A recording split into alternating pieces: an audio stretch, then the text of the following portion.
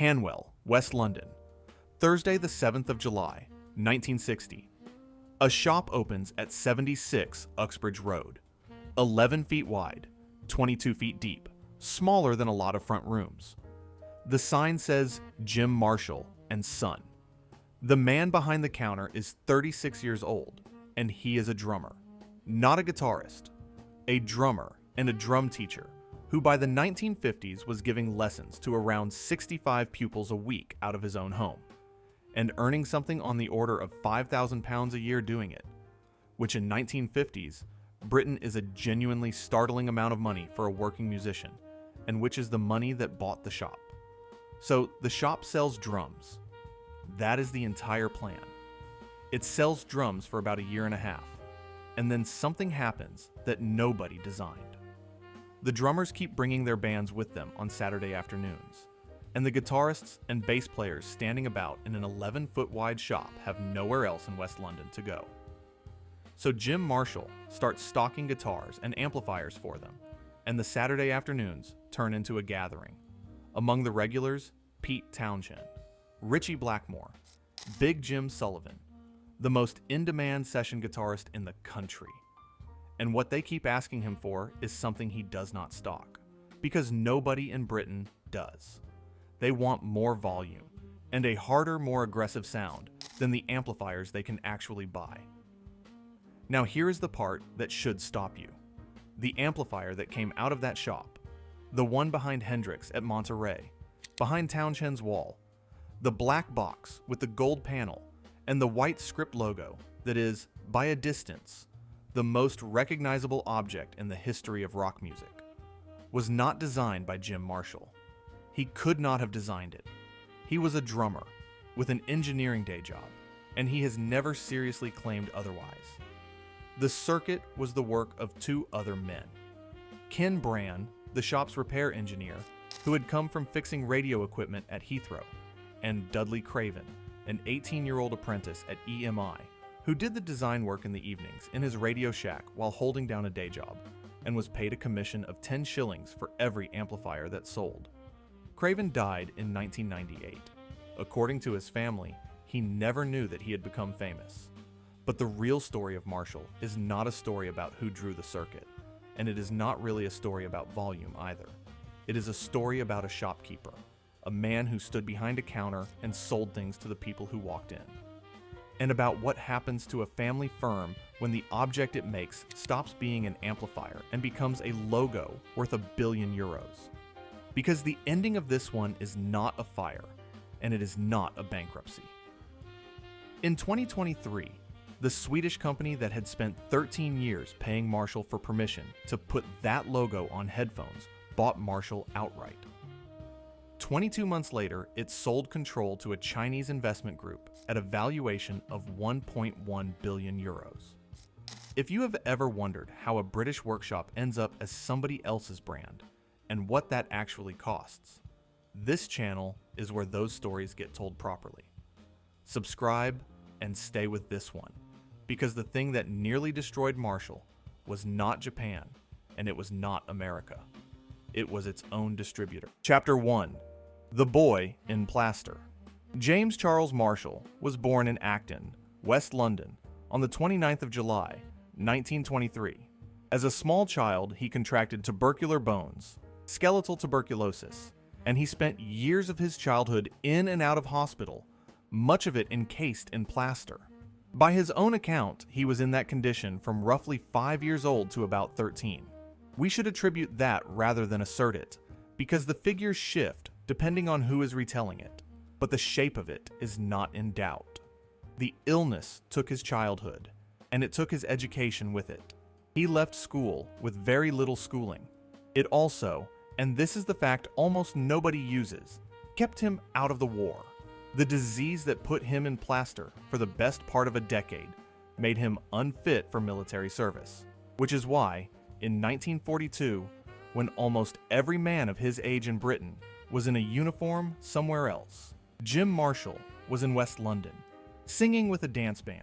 He was treated at the Royal National Orthopaedic Hospital at Stanmore. 60 years later, when he had money, he gave millions of pounds to it. He was told to take up tap dancing. The reason usually given is that it would strengthen his legs, and we will file that under things everybody repeats, rather than things anybody has documented. What is documented is that he turned out to have an unusual sense of rhythm and a decent singing voice, and he started working as a singer with local dance bands. Then, in 1942, the band's drummer was called up, and Jim moved to the kit to cover. And that is where the whole of this story actually begins, in a detail so small it sounds like a joke. He carried on singing while he drummed, and he could not hear himself. His own drumming drowned out his own voice, so he built himself a PA system. He had a day job as an electrical engineer. That is the crucial fact underneath all of this. And so, faced with a problem of not being loud enough, his response was not to sing harder. It was to go away and build the equipment that would fix it. A drummer who could not hear himself sing built an amplifier. Everything else in this film is a consequence of that. He took drum lessons himself weekly, from Max Abrams between 1946 and 48, trying to play like Gene Krupa. And then he started teaching, and he turned out to be exceptional at it. 65 pupils a week from his own home. Among them, Mitch Mitchell, who would drum for the Jimi Hendrix Experience. Mickey Waller, who would play for Little Richard and later Jeff Beck and Rod Stewart. Mick Underwood of the Outlaws. Mitch Mitchell also worked Saturdays in the shop as a boy while he was still at school. Hold on to that, because it is the hinge on which the most famous endorsement in the history of the electric guitar turns. By 1960, Jim Marshall had the money for premises and a very clear idea of what he was doing. In his own words, "I used to buy premier drums from the Selmer shop in Charing Cross Road and sell them to my students. That is the business. A drum teacher, cutting out the middleman, selling kit to his own pupils." He opened on the 7th of July, 1960, with his wife Violet and his son Terry. Terry was a saxophonist, and in 1962, the shop was renamed J and T Marshall, Jim and Terry. Remember those two initials. They end up on the front of an amplifier. Chapter 2. Priced like a car. To understand what those guitarists were actually asking for on a Saturday afternoon in Hanwell, you need the British import situation, and it is more specific and more interesting than the version usually given. It was not a tariff, and it was not snobbery. From the end of the war until 1959, there was effectively no supply of new American instruments or amplifiers in Britain. The Board of Trade restricted imports from the dollar area because spending dollars on American goods was a problem in the national accounts. Britain had a balance of payments crisis and a dollar deficit, and a Fender amplifier was, in the eyes of the Treasury, a use of hard currency the country could not justify. So for 14 years, a British guitarist could not buy an American amplifier. Not because it was expensive, because it was not allowed in. In June 1959, the Board of Trade announced the lifting of the ban on a list of goods from the dollar area, including musical instruments. In 1960, Jennings, the Vox company, picked up the British distribution of Fender. And here's the thing that surprises people. Jim Marshall stocked them. He sold Fender amplifiers in that shop. The problem was not availability anymore. It was arithmetic. A Fender Stratocaster cost around £150 in 1960. That is not expensive. That is a substantial fraction of what an ordinary person earned in a year. And the amplifiers were in the same territory. So the situation in that 11-foot wide shop was this. The best sounding equipment in the world was now legally available, sitting on the shelf. And the young men who came in on Saturdays to look at it could not conceivably afford it, and were never going to be able to. Ken Brann, the shop's repair engineer, made the suggestion that changed everything, and it is a shopkeeper's suggestion rather than an inventor's. Instead of buying in expensive imported amplifiers, why don't we build our own, out of parts we can get here? Chapter 3. The 6th prototype. And now we come to the most contested part of this story, which is the question of who actually made the Marshall sound. There are at least 3 published versions. We are going to give you all of them and pick none, because the disagreement is the real thing. The official version and Jim Marshall's own. Prototyping began in September 1962 at roughly 1 prototype a week, with Ken Brann and Dudley Craven doing the work. The sixth one was it. Jim's account of the moment is one sentence. As soon as I heard it, I said, "That's it. That's the Marshall sound." And to his considerable credit, he never claimed the design. In his own biography, he named Craven as the man who did it, in terms that are hard to improve on. Dudley, he said, was the chap who managed to put what I was hearing in my head into an amplifier. The second version comes from Dudley Craven's own family, who maintain a memorial site with his employment record on it, and it moves the whole timeline a year later and out of the shop entirely. In their account, Craven, an EMI apprentice, licensed as a radio amateur in February 1962, met Ken Brann at the Greenford Radio Club on a Friday night in 1963. The idea was hatched afterwards in the Wimpy Bar on Ealing Broadway, where Brann mentioned what the local bands were complaining about and suggested they build something to fill the gap and make some extra money. The design work happened in Craven's Radio Shack in Hanwell in the evenings, while he was working full-time at EMI. They date the breakthrough to September 1963 and say the final prototype was tested at the Ealing Club. September 1962 or September 1963. Both are on the record. Both come from people with a claim to know. And there is a third version, which circulates among amplifier historians, and which we will report as a claim rather than a fact, that Craven was already building amplifiers with another man before Jim Marshall was involved at all, and that Marshall came in later to finance and commercialize a design that already worked. The man making that claim says that when he put it to Jim Marshall directly, Marshall told him in so many words to go and stick his nose somewhere else. We cannot verify that. We are telling you it exists. What is not disputed is what came out. The starting point was the Tweed Fender Bassman, the 5 F6A circuit, because it was the best sounding amplifier anybody in that shop had ever heard. And here we have to be careful, because there are two lazy positions, and they are both wrong. One is that Marshall simply copied a Fender. The other is that Marshall invented something from nothing. Neither survives contact with the schematic. What changed is specific. The first preamp valve went from a 12AY7 to an ECC83, a much higher gain valve that saturates far earlier, which is most of why a Marshall breaks up the way it does. The output valves moved through American 6 L6s to British KT 66s, and later Mullard EL 34s. The output transformer was no longer an American triad, but a British radio spares part, bought off the shelf. The feedback loop was taken from a different tap on that transformer. The chassis was folded aluminium, and the speakers stopped being 4 10-inch Jensens in an open-backed combo and became 4 12-inch Celestians in a sealed cabinet of their own. That last one is not a modification. That is a different instrument. Brann and Craven started from an American schematic and built it out of the British supply chain into a British cabinet using whatever radio spares could deliver. What came out did not sound like a Bassman. It was never going to. The amplifier was called the JTM45. JTM for Jim and Terry Marshall.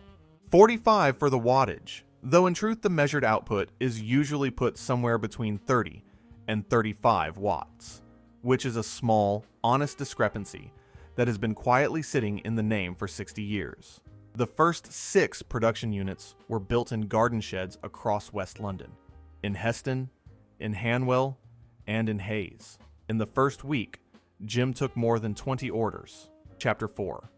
Never mind them, they get paid. The reason Marshall became Marshall is not the JTM45. It is what happened when Pete Townshend started asking for more. The Who had a volume war going on inside the band. John Entwistle bought early 4x12 cabinets, by one account, the 2nd, 4th, 7th, and 8th ones ever produced, and Townshend escalated. He also wanted to be loud enough that the audience could not shout requests at him. His brief to Jim Marshall was 4 words long, and it is the whole of amplifier design in one line. I want to be louder, he said, but I want my sound. So Ken Brann went to work on a 100-watt amplifier, and got there by trying 3 different output valve configurations, 4 6v6s, then 4 6L6s, and finally 4 KT66s. The first 100 waters were essentially 2 JTM45s welded together, 2 rectifiers and 2 output transformers in one box. The first 100-watt heads were delivered in November 1965. Townshend and Entwistle bought the first 4 at 160 pounds each. 160 pounds in 1965 is roughly a third of an average annual wage for one amplifier head, without a speaker cabinet. Then, Townshend asked for a cabinet with all 8 12-inch speakers in a single box, and Jim Marshall told him it would be too heavy to move and that his roadies would complain like mad.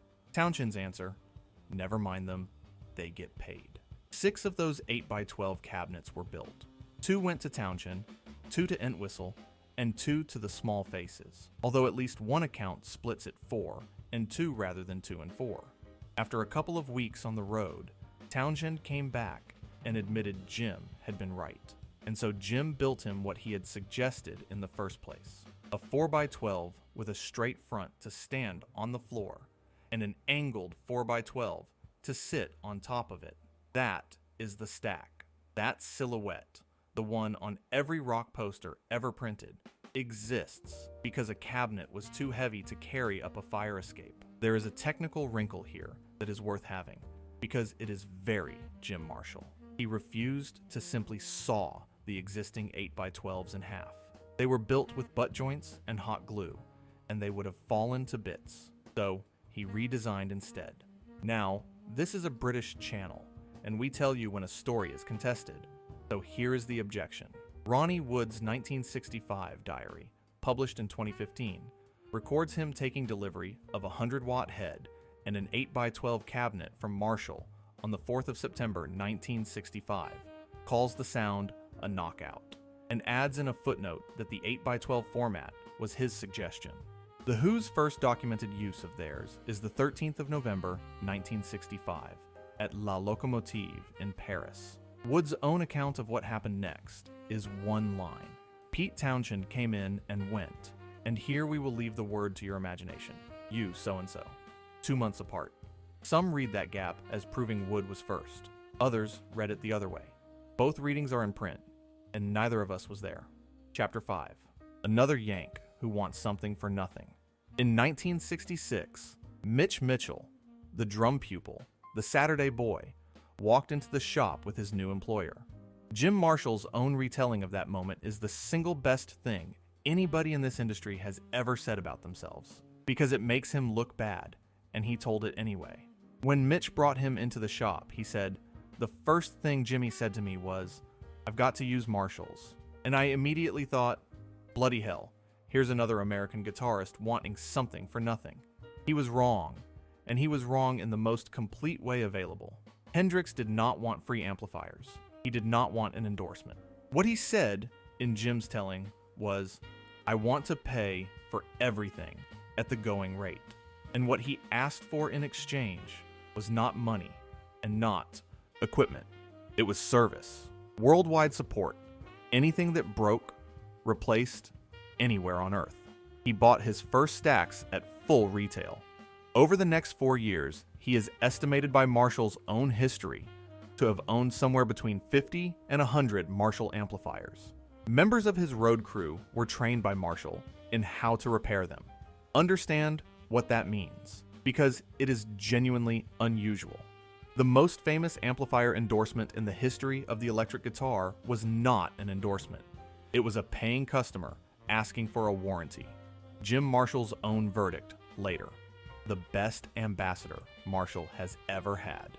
Chapter 6, 55%.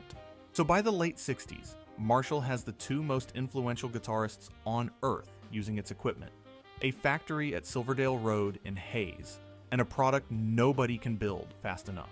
And it is making almost no money outside Britain. Here is the mechanism, and this is the beat that most tellings of this story skip entirely. In the mid-60s, sources differ between 1965 and 66. Marshall signed an exclusive 15-year distribution agreement with Rose, Morris & Company, a London music distributor. In exchange for the capital that built the factory, Marshall gave up 3 things: It was barred from distributing under its own name. Rose Morris dictated the model numbers, and Rose Morris added roughly 55% to Marshall's price for export. 55% on top of the manufacturer's price, before the overseas dealer's margin, before local duty, which means that in America, the biggest amplifier market on the planet, and the one where Hendrix and Clapton were making Marshall famous for nothing, a Marshall arrived on the shop wall at a price only the wealthy could reach, and Marshall itself made very little on each one. Jim Marshall's assessment, verbatim, and he did not hedge it. The biggest mistake I ever made. Rose Morris hadn't a clue, really. For export, they added 55% onto my price, which pretty much priced us out of the world market for a long time. Marshall spent the entire era of its greatest fame legally unable to profit from it. And those model numbers, this is the trap that catches everybody. So let us be very clear about it. The 1959 is not from 1959. There was no Marshall company in 1959. The 100-watt Superlead did not exist. The number 1959 is a Rose Morris catalog number, and it means nothing at all. The same goes for the 1987, which is the 50-watt head. The 1962, which is the Bluesbreaker combo. The 1960, and the 1961, and the 1986, and the 1992. All catalog numbers, assigned by a distributor.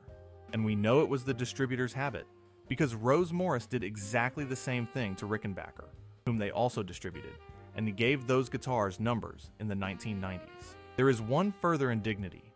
Rose Morris were unimpressed by the 100-watt Superlead, and did not properly list it in their catalog until 1967, by which point Townshend, Hendrix, and Clapton had already made it the most wanted amplifier in the world, and Marshall could not build them fast enough.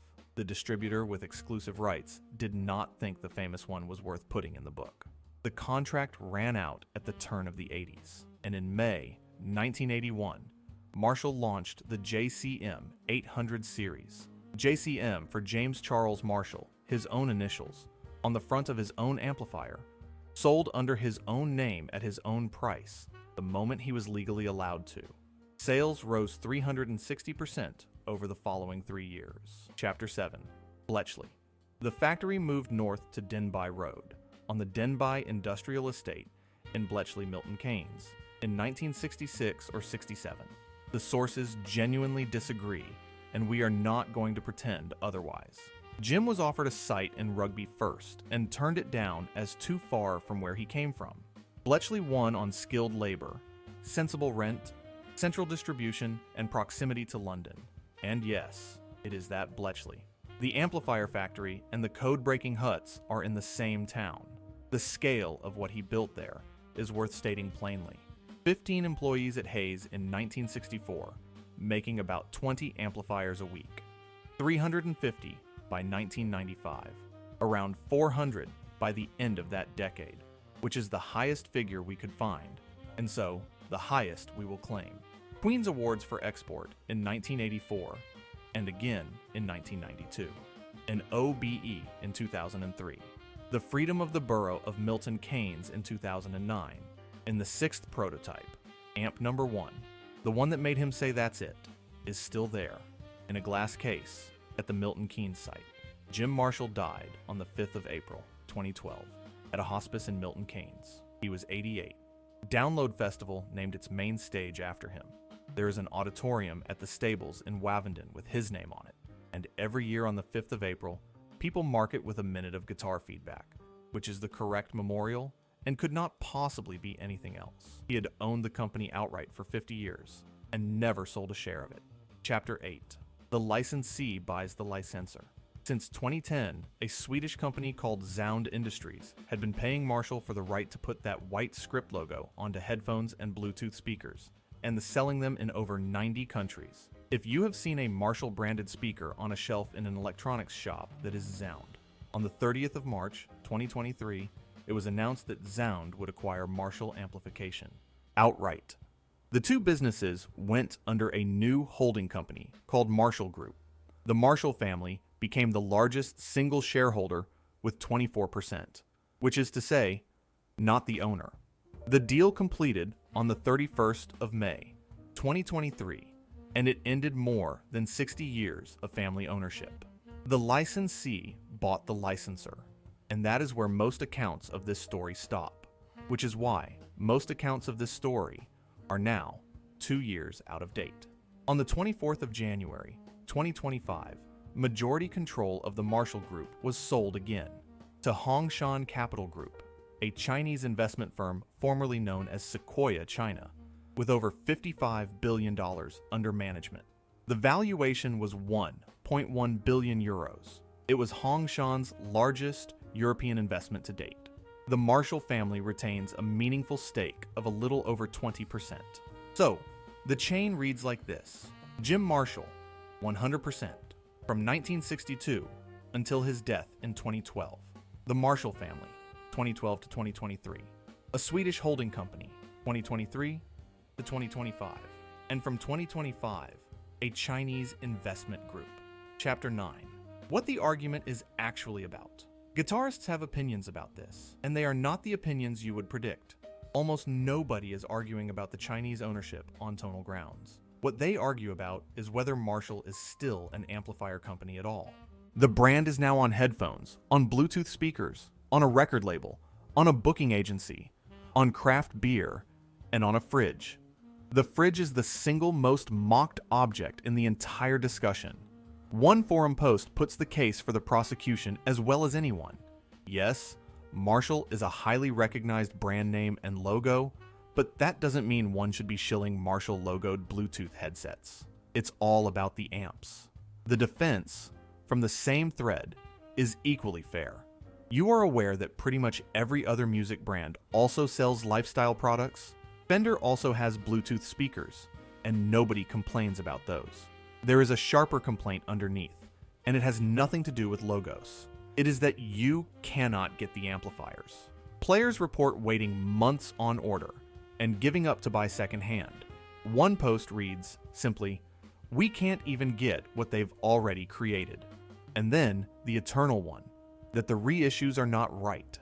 The transformers are not the same. Modern capacitors and resistors and wire. Layouts that are close but not identical. And the argument that is more interesting than it sounds, that a 1960s Marshall was hand soldered by people doing it all day, and the variation in that human process is part of the tone, so a modern batch is too consistent to be correct. The honest counterpoint, which we will make because somebody should. A 1968 Plexi is a 58-year-old amplifier. Its capacitors have drifted, its speakers have probably been reconned, and its transformers have been through decades of heat. Nobody can build a 1968 amp, Marshall included, because a 1968 amp is not what left the factory in 1968. And there is one comment from all of this that is both funny and quietly devastating, and it came from Sweden. When the company went to Hongshan in 2025, there was public regret in Sweden that Marshall's audio products could no longer be described as completely Swedish. By 2025, the people mourning the loss of Marshall's national identity were Swedish. Chapter 10. The panel that changed in 1969. The collector market has settled on one line, and it is a cosmetic one. The gold anodized acrylic front panel, the Plexi, came in 1965 and was replaced by a brushed metal panel in 1969. That single change is the biggest price cliff in the Marshall market. A 1968 or 6900 watt super lead with a Plexi panel was trading in 2024 and 2025 somewhere in the region of $4,500 to $7,000 and up, depending entirely on condition and on whether the transformers are original. A modern reissue of the same amplifier starts around 2000. And note the word Plexi because it is a small perfect joke. Marshall has never sold an amplifier called a Plexi, not once. It is entirely a word players invented for a panel finish. There is a footnote from the very beginning that deserves an airing, and it belongs firmly in the category of trade lore rather than documented fact. So we will say, the story goes. The story goes that the earliest metal Marshall logo badges were sourced from a firm in Birmingham that supplied coffin furniture, the most famous logo in rock music. made by an undertaker's supply. We cannot prove it. We would quite like it to be true. There is also a plaque to Jim Marshall in Hanwell, put up in April 2013. At least one memorial register has flagged that it appears to be in the wrong place, which is somehow the most British ending available. What Marshall's story reveals is not simply that Britain builds things and then sells them. It is something more particular, and this channel has now found it in 5 different companies. The British firms in these films almost always got the engineering right and the ownership wrong. Watkins, Burns, Hiwatt, Vaux, over and over. The object is superb, and the arrangement around it hands the value to somebody else. Marshall's version of that was a distributor taking 55% for 15 years while Hendrix advertised the product for free. And Marshall is the one that survived it. Jim held on to 100% of a company for 50 years and turned down everything, and the amplifier is still being hand-wired at Bletchley, in a building he chose because rugby was too far from home. He was dead 11 years before anybody found out what it was worth. Somewhere tonight, in a hall or a pub or a bedroom, somebody is standing in front of a black box with a gold panel and a white script name on it, and turning it up further than the room can take. That box was designed by an 18-year-old in a Radio Shack, sold by a drum teacher, named after a father and a son, numbered by a distributor who thought it wouldn't sell, and it now belongs to an investment fund on the other side of the world, none of which makes the slightest difference to the noise it makes. That's the story of Marshall. See you in the next one.